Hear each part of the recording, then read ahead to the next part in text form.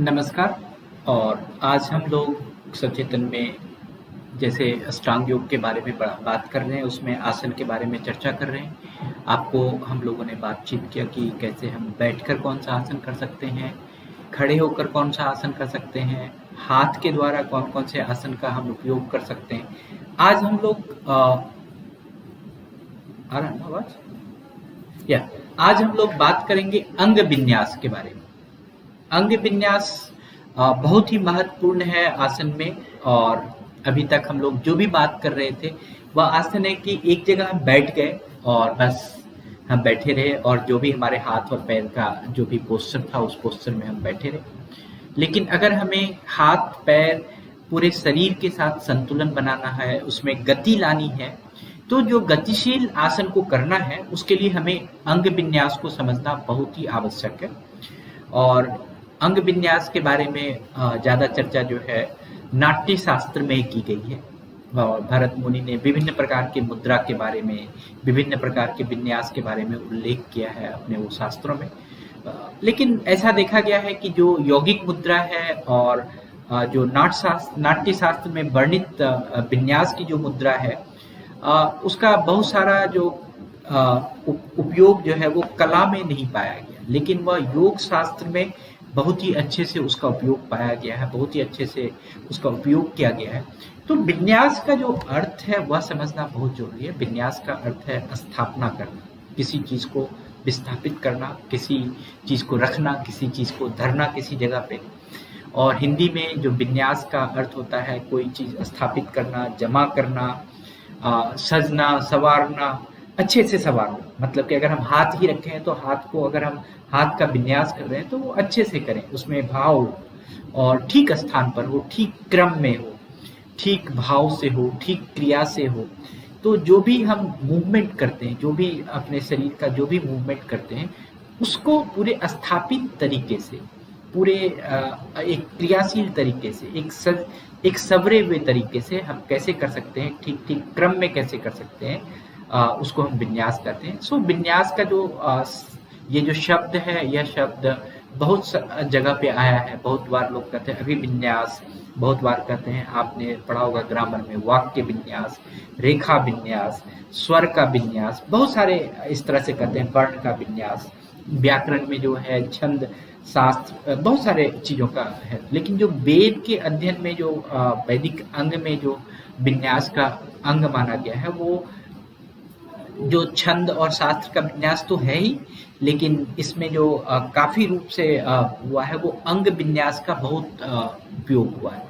क्योंकि आप देखेंगे बहुत सारे धर्मों में देखेंगे कि वेद में भी जब उसकी ऋचाएं पढ़ी जाती है तो हमें हाथ की मुद्राओं में मूवमेंट होता है, हमारे गले में मूवमेंट होता है। इवन कि आप जब नमाज पढ़ते हैं तो आपके शरीर में भी बहुत सारा मूवमेंट होता है। आप खड़े होते हैं, बैठते हैं, अलग अलग मुद्राओं में बैठते हैं, अलग अलग आसन में करते हैं, इसी को विन्यास कहते हैं। तो जब हम जो एक धर्म शास्त्र के बारे में बात करते हैं तो सिर्फ और सिर्फ हमारे बोलने से, हमारे मंत्र पढ़ने से, हमारे कलमा पढ़ने से काम नहीं होगा। उसके साथ साथ हमें अपने शरीर का मूवमेंट, शरीर का जो एक सरल मूवमेंट है, एक स्थापित मूवमेंट है, एक उचित मूवमेंट है, वह भी बहुत जरूरी है।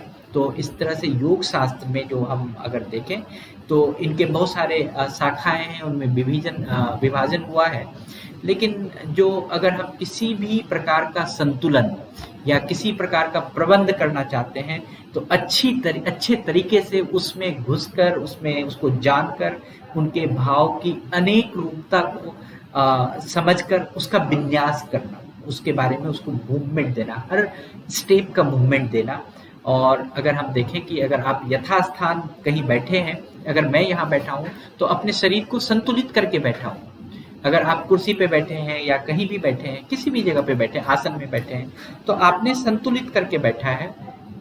आप उस जगह पे ठीक से बैठे हैं, आप उस जगह को सजा के बैठे हैं, आप बड़े रचित तरीके से बैठे हैं। अगर आपको कोई गति करना हो तो भी करेंगे। और अगर हम एक बहुत ही अच्छा उपाय मैं आपको उदाहरण देना चाहता हूँ कि अगर आप चलते बस में चल रहे हैं और ब्रेक लग जाए तो ब्रेक के साथ आप झुक जाते हैं, जो जिसको हम जड़ता का सिद्धांत कहते हैं, झुक जाते हैं और फिर आपका शरीर उसको बैलेंस करता है। तो इसी तरीके से जो भी अगर हम योग में अगर बैठ के योग कर रहे हैं, खड़े होके योग कर रहे हैं या मूवमेंट के साथ योग कर रहे हैं, उसमें हम कैसे बैलेंस करेंगे, कैसे अपने आप को समर्पित तरीके से सौंपेंगे, सामंजस्य करेंगे, उसका समर्पण करेंगे, उसको हम विन्यास के तरीके से जानते हैं। अगर आपको इवन की कुछ संग्रह करना है, अगर आपको कोई चीज इकट्ठा करना होता है तो भी आप क्या करते हैं, किसी चीज को इकट्ठा करके अपने पास लाते हैं, मीन्स वो भी एक विन्यास है, आंतरिक तरीके से भी विन्यास है।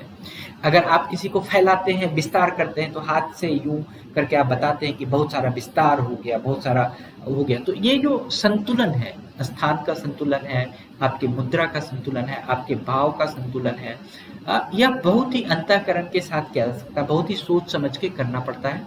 और हम अगर उदाहरण लें कि विन्यास के रूप में अगर ताड़ासन करें, अगर हम सीधा खड़ा रहते हैं तो क्या होता है, तब भी हमें क्या होता, हाथ को पूरी तरह से ऊपर खींच के बैलेंस करना होता है। और इस तरह से क्या होता है, सिर्फ हाथ का ही बैलेंस नहीं होता है, आप एक बार हाथ का बैलेंस करते हैं तो आपका मन का भी संतुलन होता है उससे। मतलब एक विन्यास दूसरे विन्यास से भी एक दूसरे से समन्वय स्थापित किए हुए हैं। तो जब आप आसन के अभ्यास करते हैं या उसकी तैयारी करते हैं तो उसमें विन्यास को समझना बहुत जरूरी है, यह आपके आसन में बहुत ही मदद करेगा। अगर हम आपके स्क्रीन पे देख सकते हैं और जो लोग फेसबुक पे देख रहे हैं, हमने ऑलरेडी आपको एक लिंक शेयर किया है प्रेजेंटेशन का।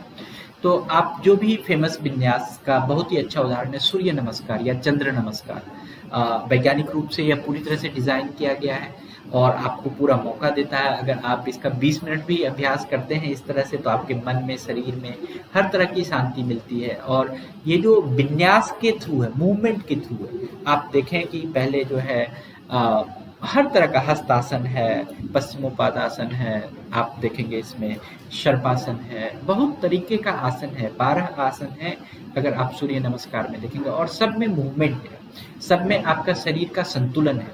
तो इस तरह से अगर हम देखें तो इसमें अगर सूर्य नमस्कार में देखें तो इसमें हमारा जो हस्त का मुद्रा है, हस्त का जो विन्यास है वो बहुत ज़्यादा है। और हस्त विन्यास में अगर हम कहें योग विज्ञान में तो इसका बहुत ही महत्व है। और इंटेंस फॉरवर्ड होते हैं, आप बेंडिंग होते हैं, इंटेंस आप स्ट्रेच पोज करते हैं कि आप अपने आप को स्ट्रेच करते हैं। स्टैंडिंग जो है आप फॉरवर्ड बेंड हो जाते हैं, स्टैंडिंग में आप बैकवर्ड बेंड हो जाते हैं। आपका हेड टू नी पोज होता है, आप देखेंगे इसमें हेड टू नी पोज है आपका, बहुत सारा चीज़ है। तो इससे अगर आप विन्यास करते हैं तो पूरे शरीर को स्ट्रेच मिलता है आपके दिमाग में अच्छा सा ऑक्सीजन जाता है और आने वाले हम सचेतन अंक में हम लोग कुछ और भी हस्त पादासन या हस्त के विन्यास के बारे में जानेंगे और इसके फायदे के बारे में भी जानेंगे कि कैसे कैसे हम इसको कर सकते हैं। और हमने आपको लिंक शेयर किया है, आप उस लिंक में ये देख सकते हैं कि विन्यास के कुछ हमने पार्ट आपको दिखाए, आपको बहुत ही इससे फायदा मिलेगा। और थैंक यू आज के लिए। तो जी सर।